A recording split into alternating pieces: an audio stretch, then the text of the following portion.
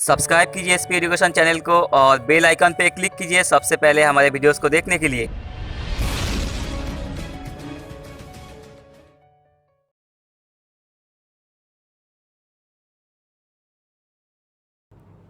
Hello everyone, welcome to our channel SP education. This is प्रवज्ञा और अपनी आज की क्लास में हम लोग करने जा रहे हैं इंडियन पॉलिटी को। इंडियन पॉलिटी, अब आप लोग ये वीडियो देख रहे हैं तो बेसिकली हमें पता है कि इंडियन पॉलिटी एग्जाम के लिए कितना रिलेवेंट रखता है। बहुत रिलेवेंट सब्जेक्ट है, प्लस अगर आप एक बार इस सब्जेक्ट को अच्छे से कवर कर लेंगे तो यहाँ पे गलती के चांसेस जो है वो बहुत कम हो जाते हैं। ठीक है, हम अपनी आज की क्लास में जो टॉपिक लेंगे that is framing of the और मेकिंग ऑफ द कॉन्स्टिट्यूशन, हम ये चीज डिस्कस करेंगे। ठीक है, और इंडियन पॉलिटी में जैसा कि मैंने आपको बताया कि अगर आप लोग ये सब्जेक्ट एक बार अच्छे से पढ़ लेते हैं, ठीक है, पूरा सब्जेक्ट अगर हम अच्छे से गो थ्रू कर लेते हैं तो यहाँ पे गलती के चांसेस बहुत कम हो जाते हैं। तो मैं कह के चलूंगी कि ये सब्जेक्ट जो है कंपैरेटिवली इजी सब्जेक्ट है। हिस्ट्री बहुत से बच्चों को बोरिंग लग सकता है, जो है हमें डेट्स याद करनी पड़ती हैं, बैटल्स याद करनी पड़ती है, बट यहाँ पे ये सब्जेक्ट उसके अपोजिट आप लोगों को काफी इंटरेस्टिंग लगेगा अगर आप इसको प्रॉपरली अच्छे से समझ के चलेंगे। ठीक है, तो हमें क्या करना है, यहाँ पे हम बात कर रहे हैं किसकी, मेकिंग ऑफ द कॉन्स्टिट्यूशन की। तो जब हम कॉन्स्टिट्यूशन की बात कर रहे हैं तो उससे पहले हमें देखना है कि हमारा सब्जेक्ट क्या है। ठीक है, हम बात करेंगे अपने सब्जेक्ट की। तो हमारा सब्जेक्ट जो है वो हमारा सब्जेक्ट क्या है, दैट इज इंडियन पॉलिटी। हम क्या पढ़ रहे हैं, इंडियन पॉलिटी। अब हम इंडिया में रहते हैं तो दैट्स वाई हम क्या पढ़ रहे हैं, इंडियन पॉलिटी पढ़ रहे हैं। तो अब यहां पे एक वर्ड हमारे पास आता है पॉलिटी। कॉन्स्टिट्यूशन में जाने से पहले, सीधा डायरेक्ट कॉन्स्टिट्यूशन स्टार्ट करने से पहले थोड़ा सा बैकग्राउंड बना के चलेंगे, कंसेप्ट को क्लियर करके चलेंगे, उसके बाद हम लोग कॉन्स्टिट्यूशन की फ्रेमिंग के बारे में डिस्कस करेंगे। सबसे पहले हमारे पास वर्ड आता है पॉलिटी। तो ये वर्ड पॉलिटी क्या होता है, हम लोग देख रहे हैं कि हमें सब्जेक्ट क्या पढ़ना है, इंडियन पॉलिटी। तो सबसे पहले हम लोग ये डिस्कस करेंगे कि इंडियन पॉलिटी जो है वो क्या होता है। ठीक है, तो इंडियन पॉलिटी की जब हम बात कर रहे हैं तो इंडियन पॉलिटी क्या होता है, ये शो करता है रिलेशनशिप। कैसा रिलेशनशिप, म्यूचुअल रिलेशनशिप। अब रिलेशनशिप है तो आपको पता है यहां पे ग्रुप या दो पर्सन होने चाहिए। तो रिलेशनशिप किसके बीच में, रिलेशनशिप एक स्टेट के बीच में एंड उसके सब्जेक्ट के बीच में। अब आप लोग पढ़ रहे हैं तो साथ में कॉपी पेन लेके बैठिए, कुछ बेसिक चीजें हैं जो आप लोग साथ साथ इसके नोट्स बनाते चलेंगे। ठीक है, जब हम बात करें पॉलिटी की तो पॉलिटी क्या होता है, it refers to a mutual relationship between state and its subject. Now the question is, ये स्टेट क्या है और स्टेट के सब्जेक्ट क्या है। तो जब हम वर्ड यूज कर रहे हैं स्टेट एंड इट्स सब्जेक्ट, तो यहां पे स्टेट जो है वो है गवर्नमेंट, हमारी कंट्री की गवर्नमेंट, और जो सब्जेक्ट है वो कौन है, पीपल। तो ये क्या बताता है, गवर्नमेंट और पीपल के बीच का रिलेशनशिप। गवर्नमेंट और पीपल के बीच का रिलेशनशिप। देखिए, गवर्नमेंट जो भी काम कर रही है, रूल्स बना रही है, पॉलिसीज बना रही है, ये सब किसके लिए बना रही है, लोगों के लिए बना रही है।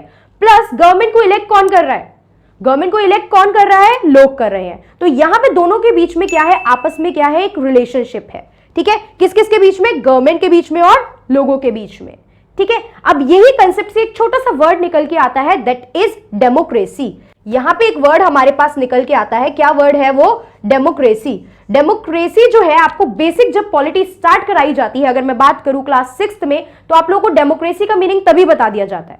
India is a democratic country. क्यों कह रहे हैं हम इंडिया डेमोक्रेटिक कंट्री है, क्योंकि यहां पे हमें बहुत से राइट अवेलेबल है, यहां पे कोई राजा प्रथा नहीं चल रही है। ठीक है, इलेक्टेड रिप्रेजेंटेटिव गवर्नमेंट यहां पे हमें देखने को मिलती है। तो डेमोक्रेसी का बेसिक मीनिंग अगर हम देखेंगे तो डेमोक्रेसी का मीनिंग होता है, it is a government that is to the people, for the people, by the people. क्या है डेमोक्रेसी, अगर हम मीनिंग की बात करें तो democracy is to the people, for the people and by the people, यानी लोगों का, लोगों के लिए एंड लोगों के द्वारा शासन। अब अगर थोड़ी सी फैक्चुअल बात की जाए तो ये जो मीनिंग है, ये जो डेफिनेशन है, ये किसने दी है, ये दी है अब्राहम लिंकन ने। Democracy is to the people, for the people, by the people, ये किसने दी है, अब्राहम लिंकन ने। अब एक कंट्री में डेमोक्रेसी बनी रहे, डेमोक्रेसी इंश्योर रहे, इस चीज के लिए गवर्नमेंट के बहुत सारे अलग अलग ऑर्गेन्स, गवर्नमेंट के बहुत सारे पार्ट वर्क कर रहे हैं। अब उन गवर्नमेंट के मैं ऑर्गेन्स की बात करूं तो वो गवर्नमेंट के ऑर्गेन कौन कौन से हैं। ठीक है, गवर्नमेंट के जो बेसिकली ऑर्गेन्स मैं वर्ड यूज कर रही हूं, तो यहां पे गवर्नमेंट के ऑर्गेन्स हैं हमारे कौन कौन से, legislative, executive and judiciary, legislative, executive and judiciary. अब बहुत से लोग जो है वो पहले से पॉलिटी पढ़ के आए हैं, ठीक है, आप कंपटीशन के हिसाब से भी तैयारी करके आए हो। बहुत से बच्चे हैं जो बिल्कुल नए हैं, बिल्कुल फर्स्ट क्लास ले रहे हैं, जिन्हें बैकग्राउंड बिल्कुल भी क्लियर नहीं है। तो यहां पे हम उन बच्चों के हिसाब से एक एक वर्ड डिस्कस करके चलेंगे जो भी हम लोग यहां पे लिख रहे हैं, ठीक है। तो मैं मान के चलूंगी कि अभी आपको ये चीजें नहीं पता है, लेजिस्लेटिव, एग्जीक्यूटिव एंड जुडिशरी क्या है ये आपको नहीं पता है। जिन्हें पता है वेरी गुड, वो लोग इस वीडियो को एक रिवीजन की तरह देखेंगे। बट जब मैं बात कर रही हूं लेजिस्लेटिव, एग्जीक्यूटिव एंड जुडिशरी की, तो देखो ये ऑर्गन जो ये हम लेजिस्लेटिव देख रहे हैं, ये लेजिस्लेटिव बेसिकली क्या करता है, ये करता है लेजिस्लेटिव लॉज बनाने का काम। क्या करता है? लॉ बनाने का काम। क्लियर? उसके बाद जो एग्जीक्यूटिव है ये क्या करते हैं, ये करते हैं लॉ को इंप्लीमेंट करने का काम। क्या वर्ड है हमारे पास? इंप्लीमेंट करने का काम। उसके बाद आती है जुडिशरी। जुडिशरी क्या करती है? जुडिशरी करती है जस्टिस इंश्योर, कि जस्टिस प्रॉपर डिलीवर हो। ये क्या करती है? कि जस्टिस की डिलीवरी प्रॉपर हो।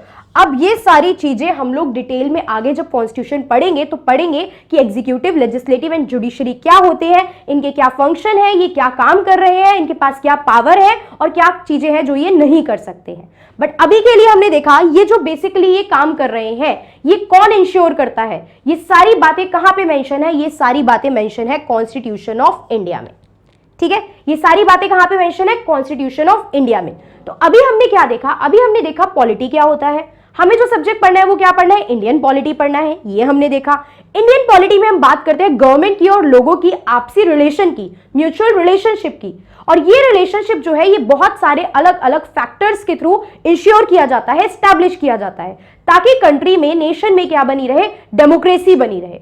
इसके अलावा हमने डेमोक्रेसी का मीनिंग देखा, और डेमोक्रेसी को इंश्योर करने का काम कौन करता है? Constitution of India.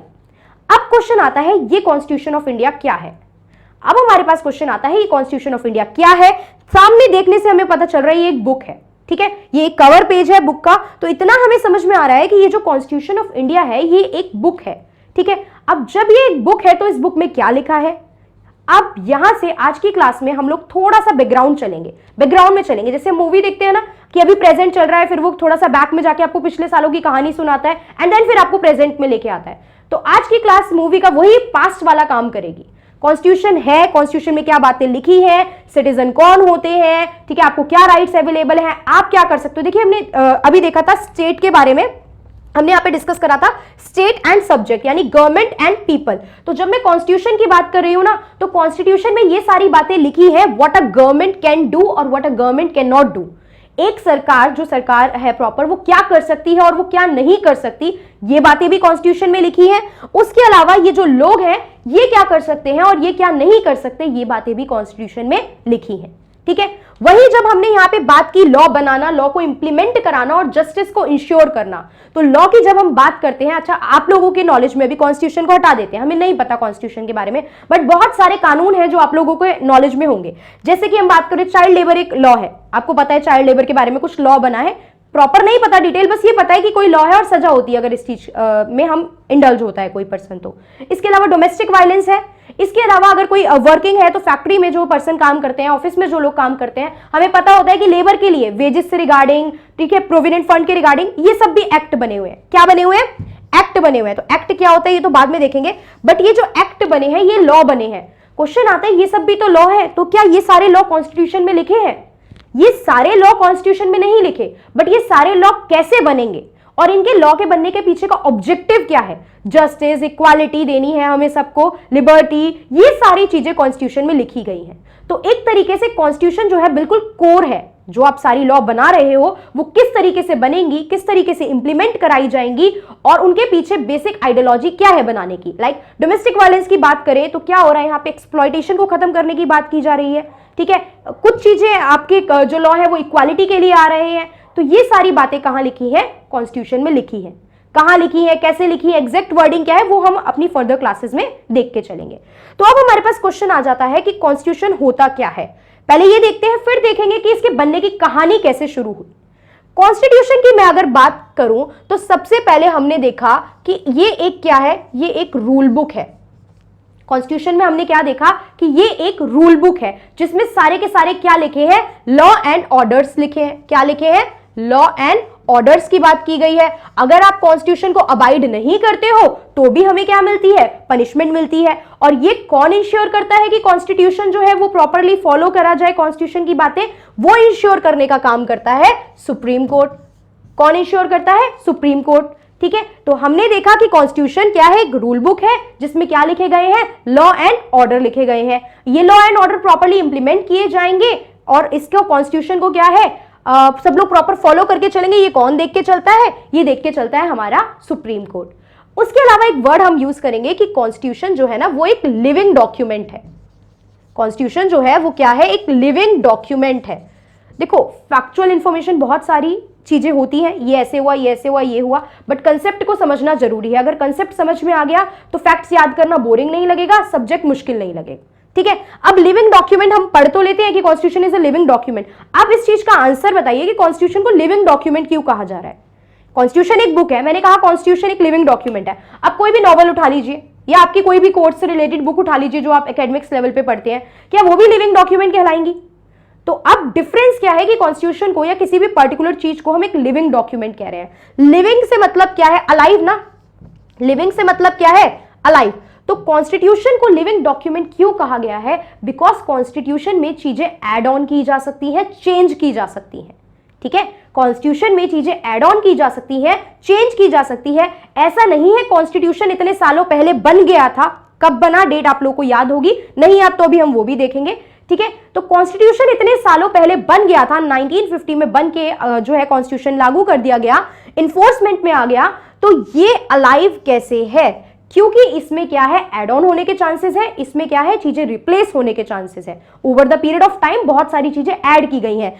किस फॉर्म में, अमेंडमेंट की फॉर्म में। किस फॉर्म में, अमेंडमेंट की फॉर्म में। ये भी हमारा पूरा टॉपिक बन जाता है कॉन्स्टिट्यूशनल अमेंडमेंट। जब हम पढ़ेंगे आगे तब हम ये सारी चीजें भी डिटेल में देखेंगे कि अमेंडमेंट क्या होती है, किस तरीके से कॉन्स्टिट्यूशन में अमेंडमेंट की जाती है। तो ये हमें समझ में आया, कॉन्स्टिट्यूशन एक रूल बुक है। उसके बाद हमने देखा कि लॉ एंड ऑर्डर फॉलो करवाता है, कौन इंश्योर करता है, सुप्रीम कोर्ट इंश्योर करता है। उसके बाद हमने देखा कि ये एक लिविंग डॉक्यूमेंट है। क्यों, क्योंकि ये अलाइव है, इसमें क्या किए जा सकते हैं, बहुत सारे अमेंडमेंट किए जा सकते हैं। कॉन्स्टिट्यूशन क्या है समझ में आ गया। अब क्वेश्चन रेज होता है कॉन्स्टिट्यूशन क्यों आया। अब थोड़ा चलते हैं हम अपनी पास्ट में, रिवाइंड वाली कहानी में। ठीक है, आपको पता है देखो सबसे पहले कितना मुश्किल काम रहा होगा एक कॉन्स्टिट्यूशन को बनाना।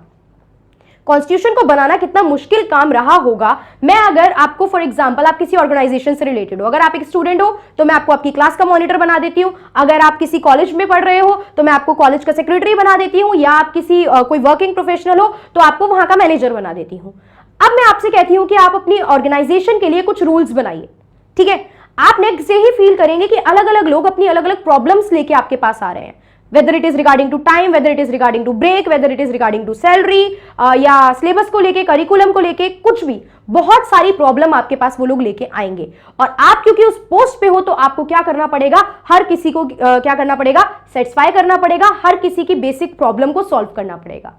तो यहां पे हमारे जो फोर फादर थे, जो कॉन्स्टिट्यूशन मेकर्स थे, आप देखेंगे उस टाइम पे पहली बात तो फ्रीडम मिली है। अच्छा, आप दो बातें आप इसको स्टार्ट करने से पहले जान लीजिए कि यहाँ पे आपको पता है पॉलिटी हम पढ़ रहे हैं, लेकिन हम यहाँ पे बैक की बातें कर रहे हैं। तो जब हम पास्ट की बातें करते हैं तो पास्ट की बातें किससे रिलेटेड होती हैं, हिस्ट्री से। तो यहाँ पे थोड़ा सा हिस्टोरिकल एस्पेक्ट भी हम लोग टच करेंगे, बट बहुत डिटेल डिस्कशन हिस्ट्री की चीजों की नहीं करेंगे, बिकॉज वो हिस्ट्री के लेक्चर चल रहे हैं, वो हम लोग वहां पे कवर करेंगे। वहां पे हम लोगों ने यूरोपियंस को बुला लिया, सारे ब्रिटिशर वगैरह सब आ गए हैं। अब धीरे धीरे वहां से हम लोग यहां तक पहुंचेंगे, तो वो मैं आपको इन्फॉर्म करके चलूंगी टाइम टू टाइम कि ये चीज हम हिस्ट्री में कवर करेंगे। ठीक है, तो यहां पे हमने देखा कि इतनी डाइवर्सिटी थी नेशन में।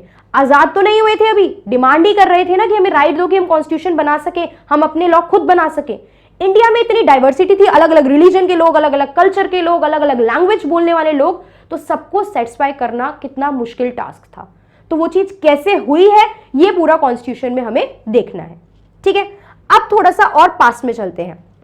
अब बात करते हैं कि कॉन्स्टिट्यूशन की जब डिमांड की बात चल रही थी तो ये स्टार्टिंग कहां से हुई।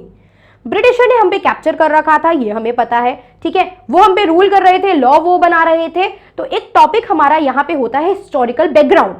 हिस्टोरिकल बैकग्राउंड में क्या है, बहुत सारे एक्ट्स हैं। देखो, रेगुलेटिंग एक्ट है, इस तरीके से चार्टर एक्ट की सीरीज है, इंडियन काउंसिल एक्ट है, गवर्नमेंट ऑफ इंडिया एक्ट है।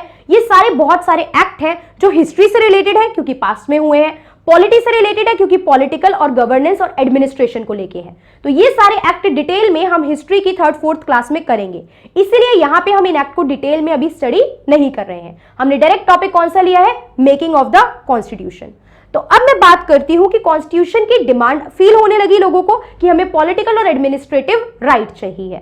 1934 की मैं आपसे बात करूं, आप लोग इसको साथ साथ टाइमलाइन को अपने पास लिखते भी चलिए, ठीक है, इंपॉर्टेंट सारी चीजें आप इस टाइमलाइन को अपने पास साथ साथ लिखती चलिए। 1934 में मैं बात करूं तो हमारे एक पर्सन थे M.N. रॉय। क्या थे? M.N. रॉय। तो M.N. रॉय ने प्रपोज करा आइडिया ऑफ द कॉन्स्टिट्यूशन। इन्होंने कहा कि एक कॉन्स्टिट्यूशन बनाना है। कॉन्स्टिट्यूशन बनाओगे एक जना तो बना नहीं सकता, हमें ग्रुप चाहिए बैठ के इंटेलेक्चुअल पर्सन का जो कॉन्स्टिट्यूशन बनाएंगे, क्या रूल्स होने चाहिए, क्या चीजें इंक्लूड होनी चाहिए, वो सब यहाँ पे लिखेंगे। तो ठीक है, यहाँ पे M.N. रॉय ने कहा कि भैया एक काम करो, एक ग्रुप बना लो आप सब लोग मिलके, जो क्या करेगा, कॉन्स्टिट्यूशन बनाएगा। तो वो ग्रुप क्या था? उस ग्रुप को हम कहते हैं कॉन्स्टिट्यूएंट असेंबली। वो ग्रुप क्या है? That is constituent assembly. यानी कि 1934 में डायरेक्ट क्वेश्चन आते हैं ये एग्जाम में, तो ये फैक्ट मिस नहीं करने हैं, ठीक है। डायरेक्ट क्वेश्चन आएगा, नाम पूछ लेगा, इनका ऑप्शन दे देगा आपको, और कैसे ऑप्शन में कंफ्यूज करेगा भी थोड़ा सा पढ़ते हैं, वो भी मैं आपको बताऊंगी। तो 1934 में क्या करा, कॉन्स्टिट्यूएंट असेंबली बनाने की बात करी, किसने? M.N. रॉय ने। अब बात करते हैं अगले साल 1935 में INC ने इसको ऑफिशियली एक्सेप्ट कर लिया कि हाँ ठीक है, हम लोग कॉन्स्टिट्यूशन असेंबली बनाने की बात ब्रिटिशर से करेंगे। तो INC ने 1935 में इसको ऑफिशियली क्या कर लिया? एक्सेप्ट कर लिया। अब क्वेश्चन यहां पे आता है ये INC के बारे में, ठीक है। मैंने बताया कुछ चीजें हिस्ट्री से भी रिलेट करती हैं, तो INC क्या, पूरी कहानी हमें नहीं पढ़नी है, बट INC के बारे में छोटी सी बात आप ये जान के चलिए। INC एक पॉलिटिकल ऑर्गेनाइजेशन, INC एक पॉलिटिकल ऑर्गेनाइजेशन जिसे हम लोगों ने 1885 में बनाया, ठीक है। किसने बनाया था? A.O. ह्यूम ने बनाया था। हिस्ट्री में डिटेल देखेंगे इसके बारे में, पूरी कहानी, अच्छी खासी पूरी क्लास होंगी एक दो INC के बारे में, बट अभी यहां पे सिर्फ इतना जानिए क्योंकि नाम आया है। INC क्या? Indian national Congress. क्या है? पॉलिटिकल ऑर्गेनाइजेशन थी। कब बनाई गई थी? 1885 में। किसने बनाई थी? A.O. ह्यूम ने। क्यों बनाई गई थी? अपनी बातें ब्रिटिशर तक पहुंचाने के लिए कि हमें कुछ राइट्स चाहिए, हमें भी पार्टिसिपेशन चाहिए, हमारी कंट्री है तो हमें भी क्या चाहिए? फ्रीडम चाहिए बोलने की, पार्टिसिपेट करने की लॉ मेकिंग में, इसीलिए INC को बनाया गया था। तो अब यहां पे हमने देखा कि 1935 में ये डिमांड ऑफिशियली INC ने एक्सेप्ट कर ली कि हाँ ठीक है, हम लोग क्या करेंगे? कॉन्स्टिट्यूएंट असेंबली बनाएंगे। क्लियर? उसके बाद 1940 में टाइमलाइन के अकॉर्डिंग सबसे पहले हमने कौन सा ईयर देखा? 1934। M.N. रॉय ने प्रपोज करी कॉन्स्टिट्यूएंट असेंबली। नेक्स्ट ईयर ही INC ने कह दिया बिल्कुल ठीक बात है, कॉन्स्टिट्यूएंट असेंबली बना लेनी चाहिए। 1940 में ब्रिटिशर लेके आए अगस्त ऑफर। क्या लेके आए? अगस्त ऑफर। अगेन अगस्त ऑफर जो है पूरा डिटेल में नहीं जानना है, इसका पॉलिटिकल पार्ट अभी निकाल लेते हैं, बस इसमें जो पॉलिटिकल एक क्रक्स था जो कॉन्स्टिट्यूशन के लिए जरूरी है वो हम यहाँ पे निकालते हैं। तो अगस्त ऑफर के थ्रू ये जो कॉन्स्टिट्यूएंट असेंबली बनाने की बात थी, इसको ब्रिटिशर ने कर लिया एक्सेप्ट कि ठीक है आप लोग बना लो कॉन्स्टिट्यूएंट असेंबली। अब क्वेश्चन की इतने अच्छे क्यों बन रहे हैं ब्रिटिशर? क्यों एक्सेप्ट कर लिया इन्होंने 1940 में? और क्यों 1940 में एक्सेप्ट करा? क्यों इससे पहले ऐसे कुछ राइट्स इन्होंने हमें नहीं दिए? तो इस टाइम पे वर्ल्ड वॉर सेकेंड का टाइम चल रहा था। इस टाइम पे क्या चल रही थी? वर्ल्ड वॉर सेकेंड चल रही थी। ब्रिटिशर बहुत ज्यादा प्रेशर में थे कि अगर वो इंडियंस के साथ कॉपरेट नहीं करेंगे, इंडियंस ने तो अपने हाथ खड़े कर दिए, हम नहीं कर रहे आपको लड़ाई में सपोर्ट, हमें हमारे राइट्स दो, हमें फ्रीडम दो। तो इंडियंस ने ये चीज कर ली, अपने हाथ खड़े कर दिया। अब ब्रिटिशर प्रेशर में है, एक तो बाहर लड़ाई चल रही है, ऊपर से इंडियन सपोर्ट करने को तैयार नहीं है, इंडिया में अलग से बहुत सारी प्रॉब्लम यहाँ पे चल रही है। तो इंडियंस को मनाने के लिए वो थोड़े थोड़े नेगोशिएशन करने को तैयार हो रहे हैं। तो 1940 में इंडियंस के प्रेशर की वजह से उन्होंने अगस्त ऑफर में क्या कर लिया? ये एक्सेप्ट कर लिया कि आप लोग क्या बना लो? आप लोग कॉन्स्टिट्यूएंट असेंबली बना लो। ठीक है, बहुत अच्छी बात है, मौका मिला हमें यहाँ पे कॉन्स्टिट्यूएंट असेंबली बनाने का। देन हम बात करते हैं 1942 में क्या हुआ। क्या क्या ईयर देखे अभी हमने देखा हमारा 1935 के बाद हमने देखा 1934 के बाद 1935 में एक्सेप्ट कर लिया गया। 40 में हमने देखा अगस्त ऑफर में इसको ब्रिटिशर ने एक्सेप्ट कर लिया कि आप बनाएंगे। 1942 में क्या हुआ? 1942 में आया क्रिप्स मिशन। क्या आया? Cripps mission. ठीक है, ये सब चीजें थोड़ा सा हिस्ट्री में भी पढ़ेंगे तो और डिटेल में इनके पॉइंट्स हम लोग जानेंगे। ठीक है, 1935 में क्या आया यहाँ पे, क्रिप्स मिशन। अब क्रिप्स मिशन की बात की जाए तो क्रिप्स मिशन में क्या था, क्रिप्स मिशन को लीड कर रहे थे कौन, सर स्टैफर्ड क्रिप्स। कौन लीड कर रहे थे, सर स्टैफर्ड क्रिप्स। एक एक वर्ड, एक एक लाइन इंपॉर्टेंट है, क्वेश्चन इससे पेपर में आए हुए हैं। ठीक है, पॉलिटी की कुछ क्लास के बाद ही अगर आप लोग कोई भी पेपर उठाएंगे किसी भी एग्जाम का, कुछ क्लास होने दीजिए, एक बेसिक लेवल बनने दीजिए, उसके बाद मैं आपको बताऊंगी आप कोई भी पेपर उठाएंगे ना तो आप लोग एबल होंगे कि आप बहुत इजीली आंसर कर पा रहे हैं चीजों का। ठीक है, तो क्या देखा, 1942 में आया क्रिप्स मिशन। क्रिप्स मिशन को कौन लीड कर रहा था, सर स्टैफर्ड क्रिप्स। यहां पे इन्होंने क्या कहा, ठीक है आप लोग डिमांड कर रहे हो, हम लोग कॉन्स्टिट्यूएंट असेंबली प्रॉपर बना देंगे आप लोगों के लिए। ठीक है, थोड़ा टाइम दो, वर्ड सेकंड खत्म होने दो, हम इसको प्रॉपर्ली बना देंगे।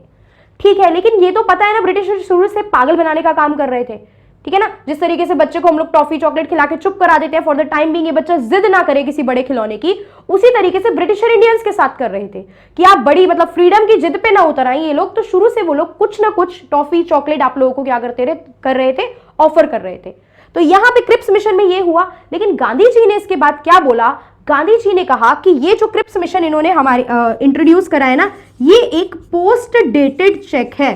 पोस्ट डेटेड चेक का मतलब किसी फ्यूचर डेट का चेक दे दिया है इन्होंने हमें, और वो भी क्या है, विद अ फेलिंग बैंक, जो drawn from a failing bank, with और drawn from a failing bank. अब इसका क्या मतलब है, गांधी जी ने ये टर्म क्यों यूज करे, ये डायरेक्ट क्वेश्चन पूछ सकता है कि पोस्ट डेटेड चेक जो है वो किसने कहा। आपको ऑप्शन दे देगा बहुत सारे, क्रिप्स का नाम भी यूज कर देगा, अब हम कंफ्यूज हो जाएंगे। लेकिन ये पोस्ट डेटेड चेक विद और drawn from a failing bank, ये किसने कहा है, ये कहा है महात्मा गांधी ने। किसने कहा है, महात्मा गांधी ने। और किसको कहा है, क्रिप्स मिशन को कहा है। किसको कहा है, क्रिप्स मिशन को कहा है। ये क्वेश्चन भी डायरेक्ट पेपर में आ सकता है। अब इसका मतलब क्या है समझ लो थोड़ा सा।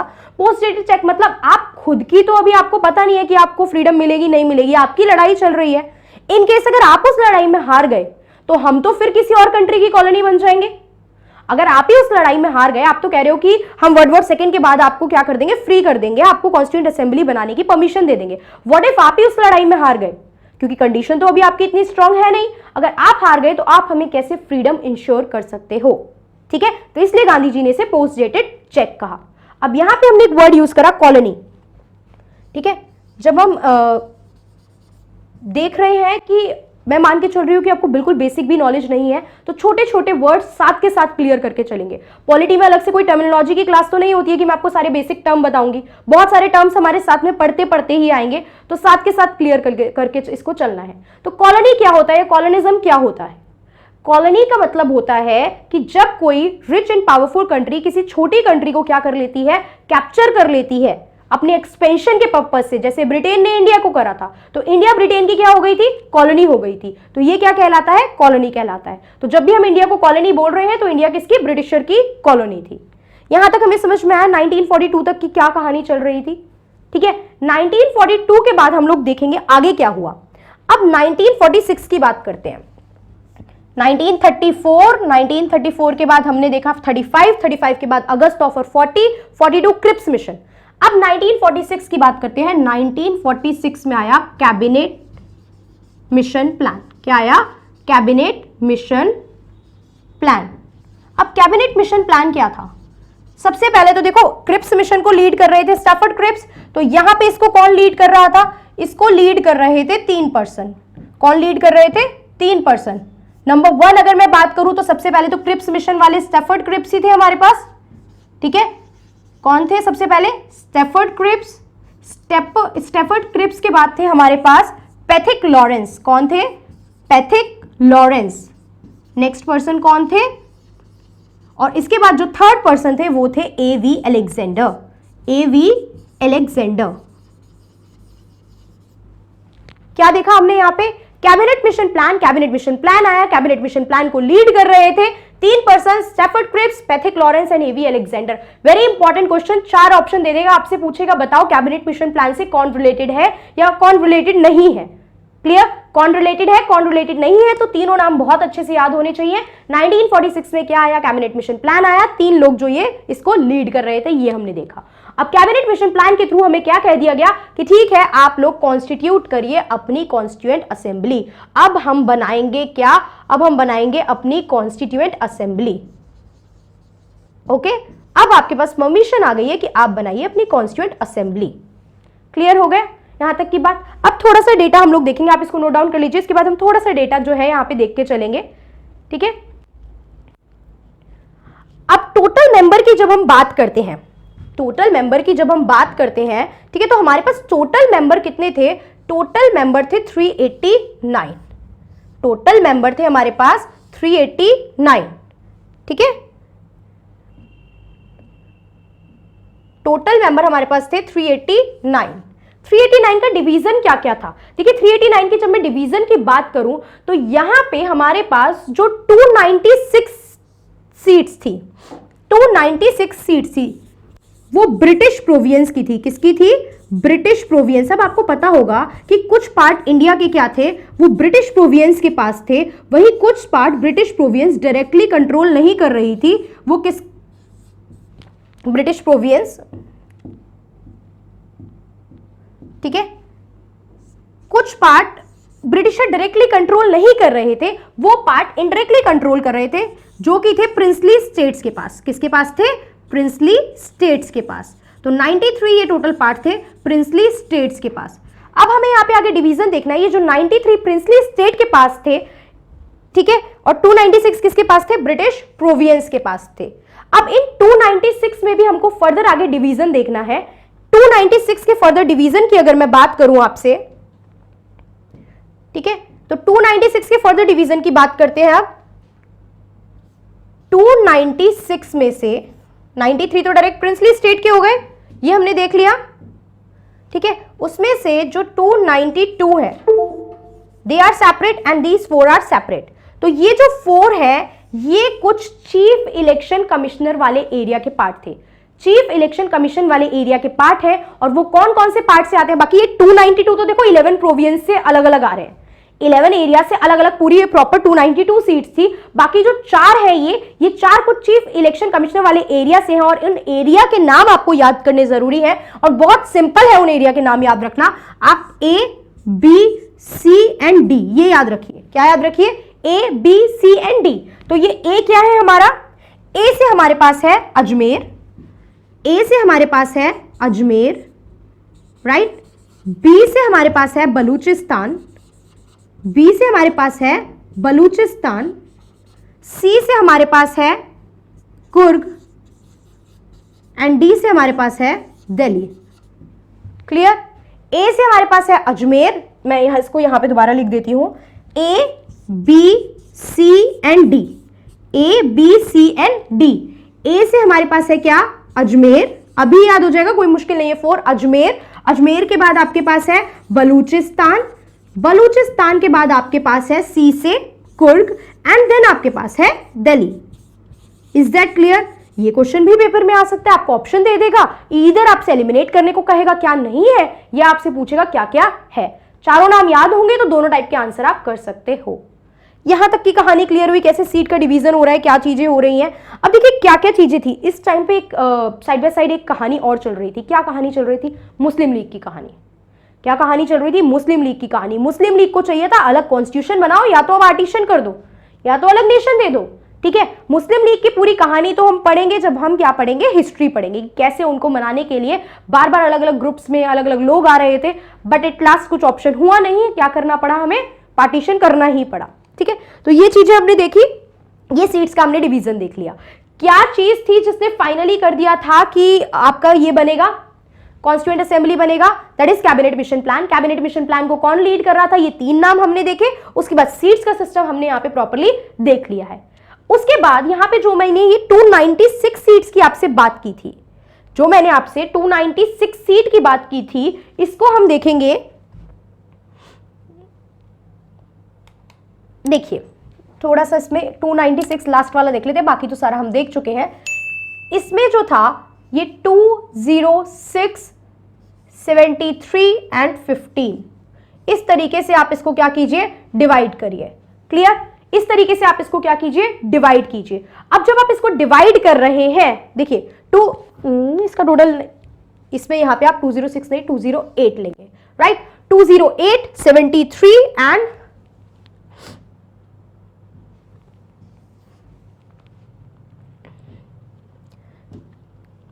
208, 73 एंड 15। तो ये जो 208 है ये किसकी सीट्स थी, आईएनसी की।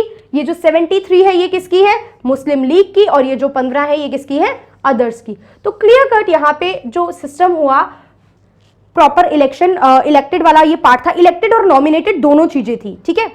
एक वर्ड याद करना, ये क्वेश्चन और पूछा जाता है कि कॉन्स्टिट्यूएंट असेंबली किस टाइप की बॉडी थी। Option A elected, option B nominated, option B both, ठीक है। इस तरीके से करके आपको ऑप्शन देगा। तो हमें ये पता होना चाहिए कि ये जो कॉन्स्टिट्यूएंट असेंबली थी ये both elected as well as nominated थी। क्या थी, elected as well as nominated. Clear? तो ये हमने बना दी कॉन्स्टिट्यूएंट असेंबली। ये आईएनसी आ गई और ये आईएनसी बैठ गई है क्या करने के लिए, कॉन्स्टिट्यूशन बनाने के लिए। अब हम बैठ गए हैं कॉन्स्टिट्यूशन बनाने के लिए, ठीक है। इस टाइम पे आपको पता है पार्टीशन हो गया था।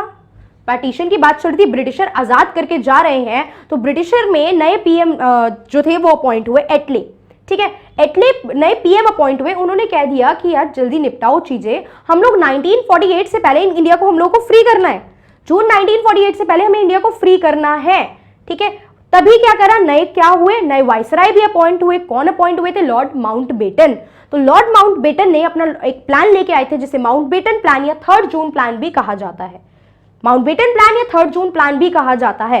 ये यहां और हिस्ट्री दोनों के कंसेप्ट है, ठीक है। तो माउंटबेटन प्लान और 3 जून प्लान भी कहा जाता है, जिसके थ्रू उन्होंने कहा कि ठीक है आप अपना प्रॉपर सॉवरेन बॉडी हो, आज से आप खुद काम करो, हम पार्टीशन कर रहे हैं, हम इंडिया को अलग कर रहे हैं और पाकिस्तान को अलग कर रहे हैं।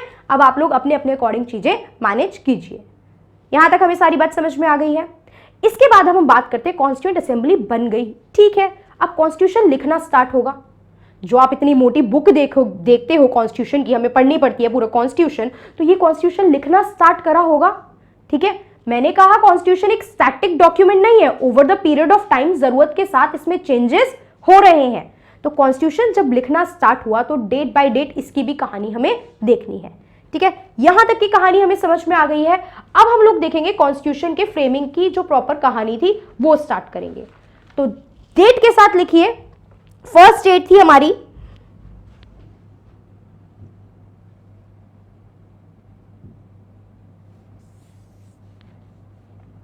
ठीक है, फर्स्ट डेट थी हमारी क्या, 9 दिसंबर 1946।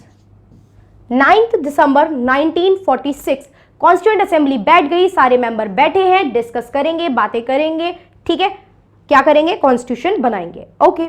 बट कॉन्स्टिट्यूशन बनाओगे तो देखो, जब भी कोई ग्रुप बैठता है, कोई मीटिंग होती है, तो हमें चाहिए होता है ग्रुप का एक लीडर। हमें चाहिए एक पर्सन जो हमारे ग्रुप को क्या करेगा, लीड करेगा, ठीक है। तो ग्रुप को लीड करने के लिए फिलहाल के लिए हमें इस ग्रुप का कोई ना कोई क्या बनाना पड़ेगा, प्रेसिडेंट बनाना पड़ेगा। वेरी ट्रू, प्रेसिडेंट बनाना पड़ेगा।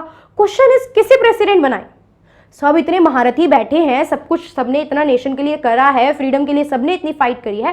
क्वेश्चन इज हम यहाँ पे प्रेसिडेंट किसे बनाएं इस टाइम पे। तो यहाँ पे जो प्रेसिडेंट बनाया गया, ठीक है, वो फर्स्ट प्रेसिडेंट की अगर मैं बात करूं, ठीक है, तो देखो बहुत सारे तरीके से इनका नाम आपसे पूछ सकता है। फर्स्ट प्रेसिडेंट, ठीक है, बट ये कैसे थे, टेम्परेरी प्रेसिडेंट थे, क्योंकि इन्हें फिक्स करके permanent president of India declare नहीं किया गया था। टेम्परेरी प्रेसिडेंट थे क्योंकि इंडिया अभी तक फ्री ही नहीं हुआ है, 46 में तो इंडिया फ्री ही नहीं हुआ है। तो फर्स्ट प्रेसिडेंट या टेम्परेरी प्रेसिडेंट की मैं बात करूं तो ये कौन थे हमारे, ये थे डॉक्टर सच्चिदानंद सिन्हा। डॉक्टर सच्चिदानंद सिन्हा।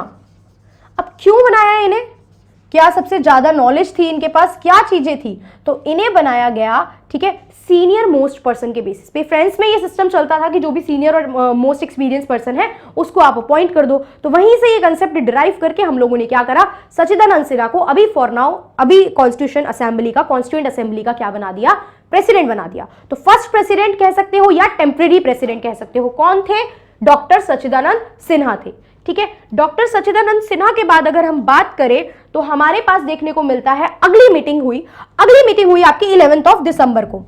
अगली मीटिंग हुई 2 दिन बाद 11 दिसंबर 1946 को, ठीक है, 11 दिसंबर 1946 को, ठीक है, 11 दिसंबर 1946 को मीटिंग हो गई। क्या हुआ इस मीटिंग में? इस मीटिंग में आगे की बात की गई। अभी तक तो हमने क्या कर रखा था, टेम्परेरी प्रेसिडेंट बना रखे थे। अब हमें क्या चाहिए, अब हमें एक प्रेसिडेंट चाहिए, वाइस प्रेसिडेंट चाहिए, पूरा ग्रुपिंग चाहिए अब काम करने के लिए। तो यहां पे अपॉइंट किए गए प्रेसिडेंट, यहां पे अपॉइंट किए गए वाइस प्रेसिडेंट और यहां पे अपॉइंट किए गए कॉन्स्टिट्यूशन के एडवाइजर। साथ के साथ ही नाम याद करने, अलग से बार बार इनको रिपीट नहीं करना है। President, vice president and adviser, president, vice president and adviser, ठीक है। कौन कौन लोग थे ये नाम बताइए, क्योंकि पेपर में नाम से भी डायरेक्ट क्वेश्चन पूछता है।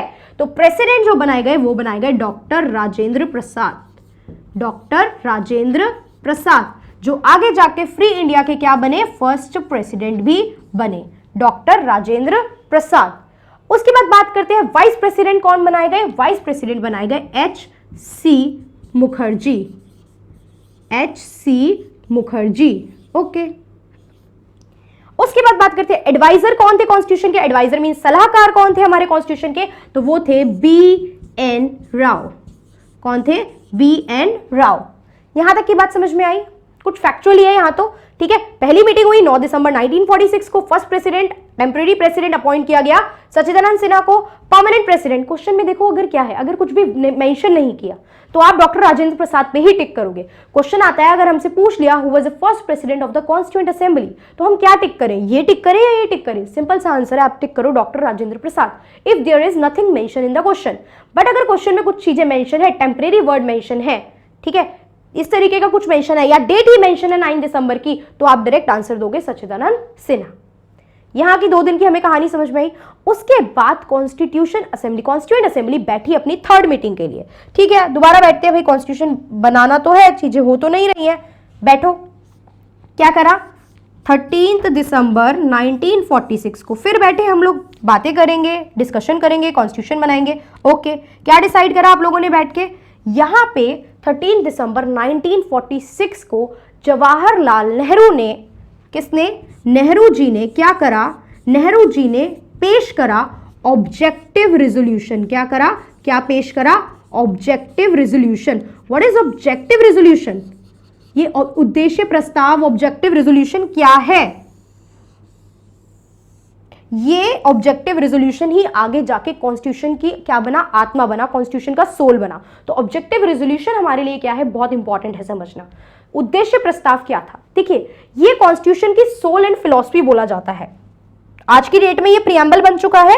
आज की डेट में क्या है, ये प्रियम्बल डिटेल में पढ़ेंगे, प्रॉपर एक क्लास लगेगी प्रियम्बल के लिए। तो आज की डेट में ये क्या है, हमारा प्रियम्बल है। आज की डेट में ये प्रियम्बल बन चुका है। इसे कॉन्स्टिट्यूशन का क्या बोला जाता है, सोल बोला जाता है। क्या बोला जाता है, सोल बोला जाता है। तो ऑब्जेक्टिव रेजोल्यूशन क्या है हमारा, बात किस पे कर रहे हैं हम लोग, ऑब्जेक्टिव रेजोल्यूशन पे। किस पे बात कर रहे हैं हम लोग, ऑब्जेक्टिव रेजोल्यूशन पे। तो ऑब्जेक्टिव रेजोल्यूशन है क्या, ऑब्जेक्टिव रेजोल्यूशन है कॉन्स्टिट्यूशन का सोल।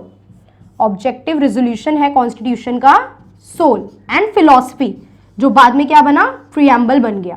ऑब्जेक्टिव रेजोल्यूशन क्या है, soul and philosophy. Direct question इन्हीं वर्ड से आते हैं, तो इसीलिए ये वर्ड आपके लिए समझना और लिखना दोनों बहुत जरूरी है।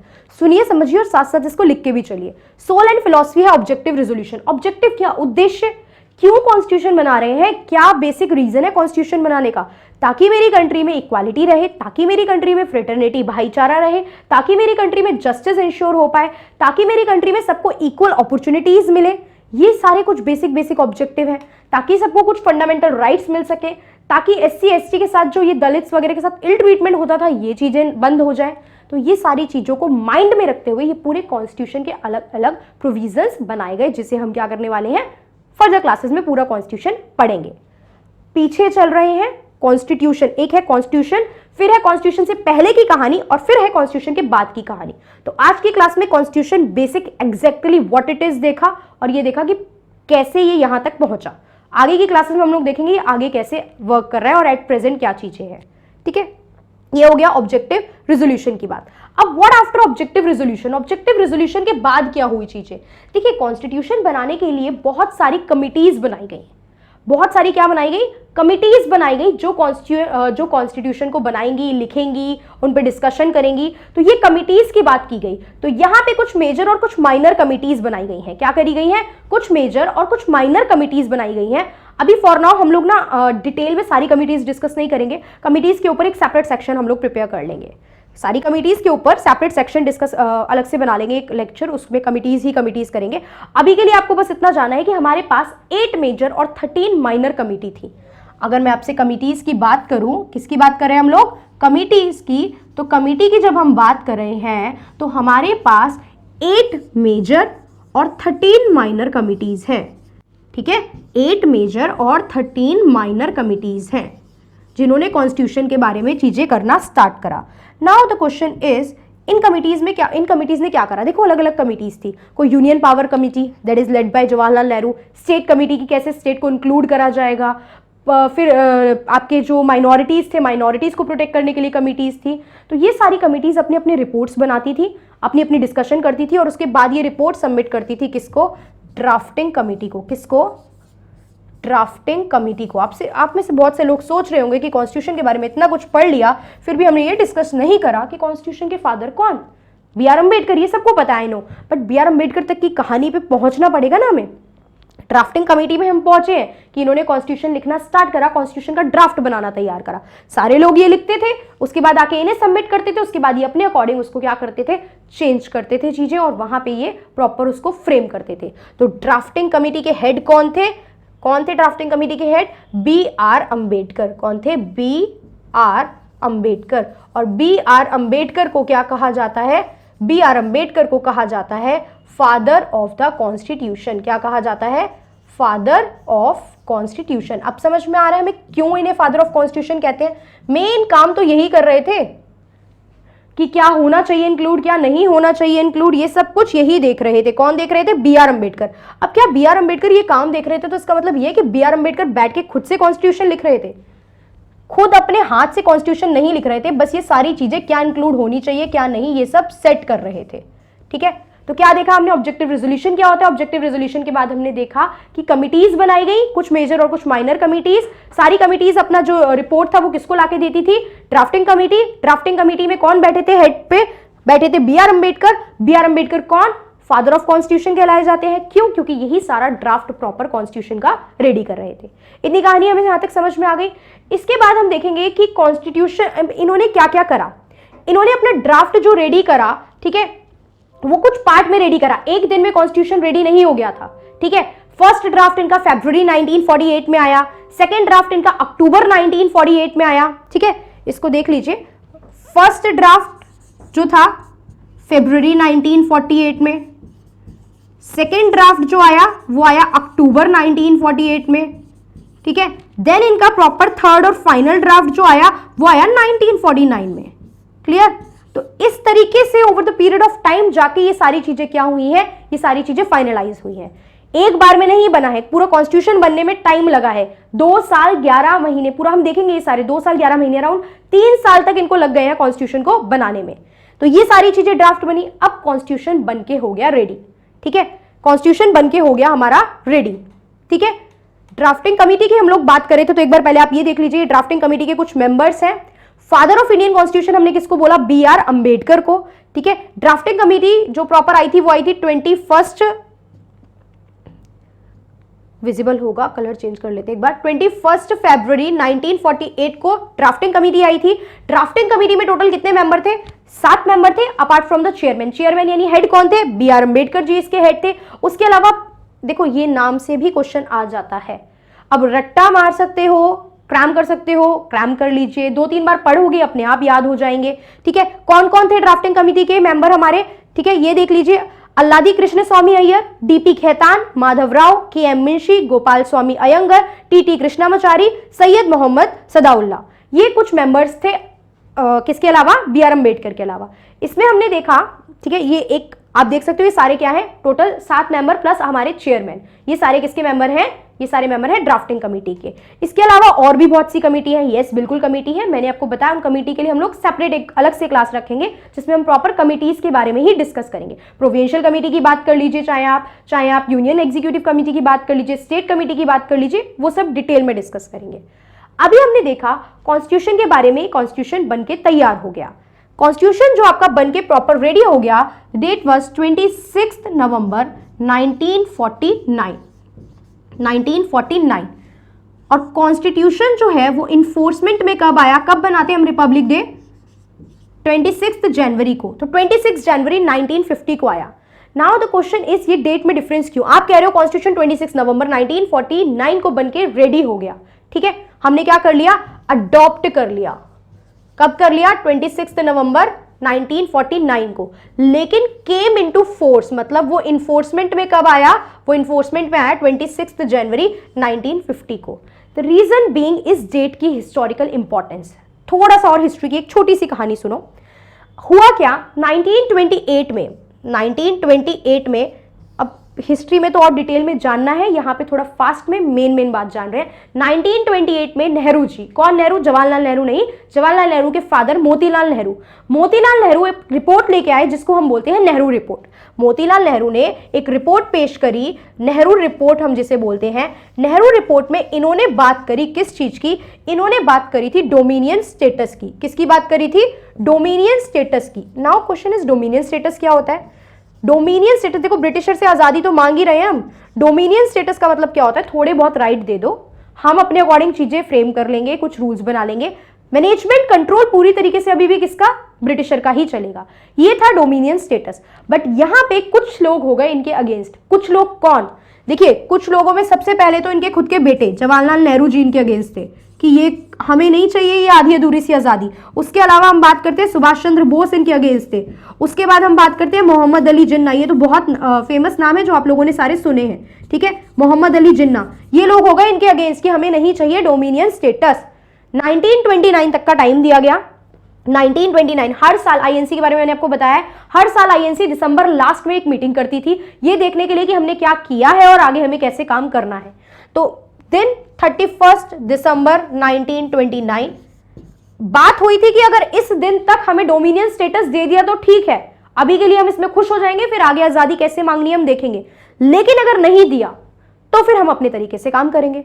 अब 31 दिसंबर 1929 का डेट, मीटिंग हो रही है आईएनसी की। कहां पे हो रही है ये सेशन? कौन लीड कर रहा है और कहां पे हो रही है? ये इंपॉर्टेंट क्वेश्चन होते हैं, ठीक है। कौन लीड कर रहा है की बात की जाए तो ये सेशन लीड कर रहे थे जवाहरलाल नेहरू जी। देखिए क्या डेट है, याद रखिए 31 दिसंबर 1929 की डेट।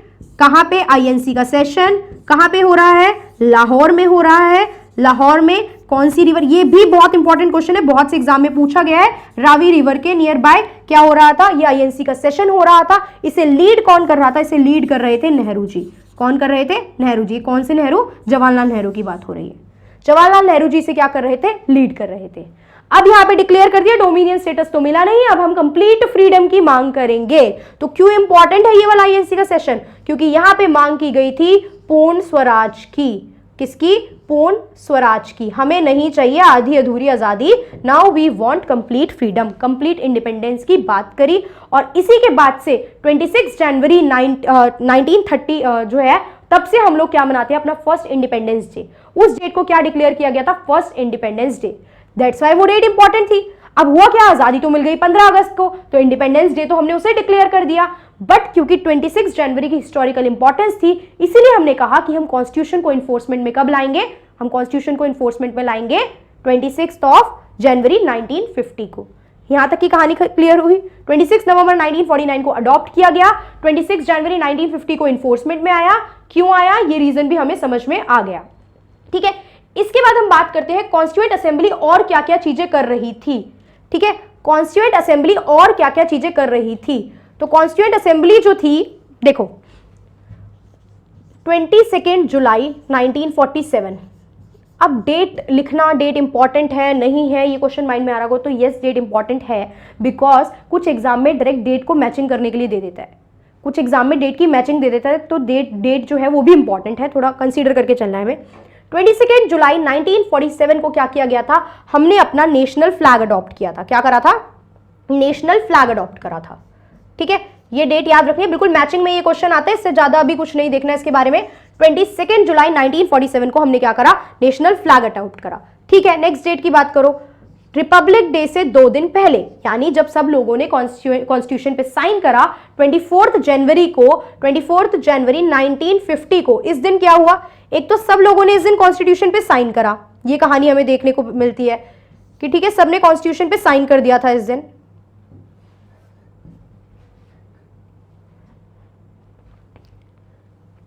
नाइनटीन 1950 में क्या करा, अब इस दिन क्या क्या हुआ, इस दिन के कुछ इवेंट हम लोग देखते हैं। कॉन्स्टिट्यूशन पे सब लोगों ने कर दिया साइन, उसके बाद क्या किया, इस दिन हमने अडॉप्ट करा अपना नेशनल सॉन्ग। क्या करा, नेशनल सॉन्ग। क्या है नेशनल सॉन्ग, क्या है हमारा नेशनल सॉन्ग, ठीक है, Vande Mataram is our national song. किसने लिखा था, बंकिम चंद्र चटर्जी और बंकिम चंद्र चट्टोपाध्याय। कहां पे लिखा था, इनकी एक बुक थी आनंद मठ, ये क्वेश्चन भी एग्जाम में आता है, तो छोटी छोटी चीजें इग्नोर नहीं करनी है। नेशनल सॉन्ग वंदे मातरम किसने लिखा, बंकिम चंद्र चटर्जी और बंकिम चंद्र चट्टोपाध्याय। कहां पे लिखा, इनकी बुक थी, एक नॉवल थी आनंद मठ, वहां पे इन्होंने ये लिखा। इसके अलावा हमने क्या करा, नेशनल एंथम, क्या अडॉप्ट करा इस दिन हमने अपना नेशनल एंथम। नेशनल एंथम क्या है, जनगण मन। नेशनल एंथम जनगण मन किसने लिखा है, ये रविंद्रनाथ टैगोर ने लिखा है। ये तो सबको पता है, बेसिक सी चीजें हैं। ठीक है, यहाँ पे बुक का नाम इंपॉर्टेंट है, बुक का नाम नहीं याद रहता है, ये पता रहता है कि किसने लिखा है, बट आनंद मठ में लिखा गया था, ये चीज नहीं याद रहती है। उसके बाद इस दिन हमने अपॉइंट कर दिए फर्स्ट प्रेसिडेंट। कौन अपॉइंट कर दिए, फर्स्ट प्रेसिडेंट ऑफ इंडिया। आजाद हो चुके हो ना अब proper first president of India appoint करें। अभी मैं बता चुकी हूं कौन थे ये first president, doctor Rajendra Prasad, constituent assembly के पहले परमानेंट प्रेसिडेंट, और उसके बाद फ्री इंडिया के फर्स्ट प्रेसिडेंट कौन थे, डॉक्टर राजेंद्र प्रसाद। उसके अलावा अब कुछ और बातें जो हमें जाननी है, कुछ फैक्ट जो हमें जानने हैं कॉन्स्टिट्यूएंट असेंबली या कॉन्स्टिट्यूशन के रिगार्डिंग, वो फैक्ट आप देखिए। तो सबसे पहले आप देखिए कि कॉन्स्टिट्यूएंट असेंबली का जो सिंबल था, जो लोगो था, वो क्या था, वो था एक एलिफेंट। इतना बड़ा कॉन्स्टिट्यूशन बनाना था, बिल्कुल एक इस तरीके से याद रख लो ना, इतना जाइंट, इतनी बड़ी कंट्री, तो इस तरीके से एक एनिमल जो सिंबल लिया गया है वो भी बहुत जाइंट लिया गया है, वो भी बहुत क्या लिया गया है, बड़ा लिया गया है। तो क्या है ये, एलिफेंट। क्या सिंबल है कॉन्स्टिट्यूएंट असेंबली का, एलिफेंट एक सिंबल है। उसके बाद हम बात करते हैं इसकी कुछ और इन्फॉर्मेशन अगर हम देखेंगे तो हम क्या देखेंगे यहाँ पे,